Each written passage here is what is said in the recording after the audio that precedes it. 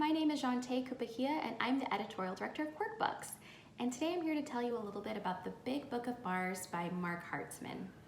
So I don't know about you, but I've been obsessed with space ever since I was a little kid. But my knowledge of physics ends pretty much at 11th grade. As an English major and a book editor, I'm interested in space because of the stories.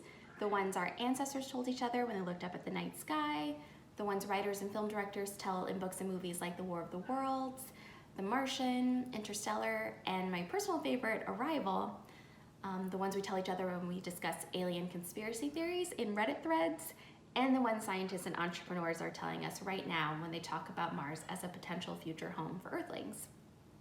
That's why The Big Book of Mars appeals to me so much. There are a lot of science books that talk about the physics of interplanetary travel and human colonization, but this book is all about the stories we tell about Mars and what those stories say about us. The great thing about Marc Hartzman is that he knows exactly which stories to tell. We get a little bit of history about how early civilizations thought about Mars, but the narrative really begins with a seemingly insignificant translation error that went on to have huge consequences. On the first page of the first chapter, Marc tells the story of an Italian astronomer who observed a network of linear structures on the surface of Mars in 1877, which he described as canali. In English, that translates to channels, but somewhere along the way, it was translated as canals. This error might not seem like a big deal, but the Suez Canal had just been completed and was considered one of the greatest engineering feats of the century. In the minds of 19th century people, canals could only be made by intelligent life, which led them to believe that Mars had its own people, aka Martians. This minor Italian to English translation error sparked fervor around Mars and space travel, which eventually led to the US space program, Marvin the Martian, Ray Bradbury, David Bowie's The Rise and Fall of Ziggy Stardust and the Spiders from Mars, my personal favorite, and endless speculation about the Roswell UFO incident. So this book is filled with stories like that, but it's also chock full of visuals that are hard to find anywhere else. And in fact, some of these images have never appeared in print before. Marc Hartzman went to every archive that contained early documents about Mars, and he also went to NASA's Jet Propulsion Lab, the Lowell Observatory, and more to unearth all the images and conduct all the interviews that are included in this book. But the fascinating thing about Marc is that he isn't a scientist or a science writer or a historian. He's an advertising executive who just really loves Mars and has spent all of his free time for several years doing the research and chasing his passion for Mars and creating this book for you.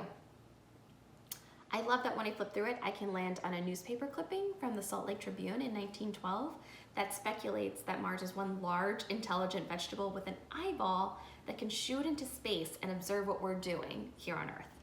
Imagine the New York Times running a headline like that today.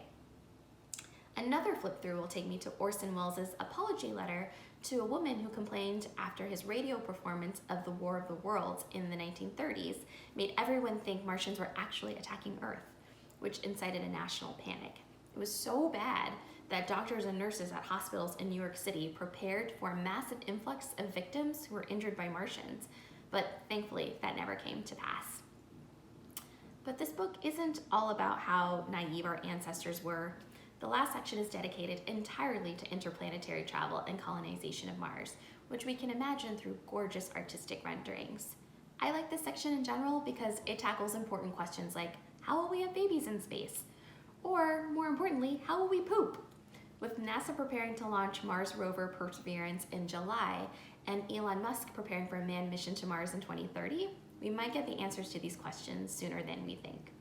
Now, I wish that I had a copy of the book to share with you today, but like everybody else in the world, I'm working from home and the books are back at the office, or more accurately, I think in the dining room of our production editor.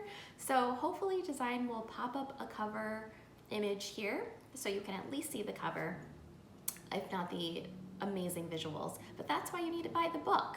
Whether you decide to read it cover to cover, which you absolutely can, or leave it on your coffee table for some casual browsing, this book will offer you a ride through history straight to the Red Planet.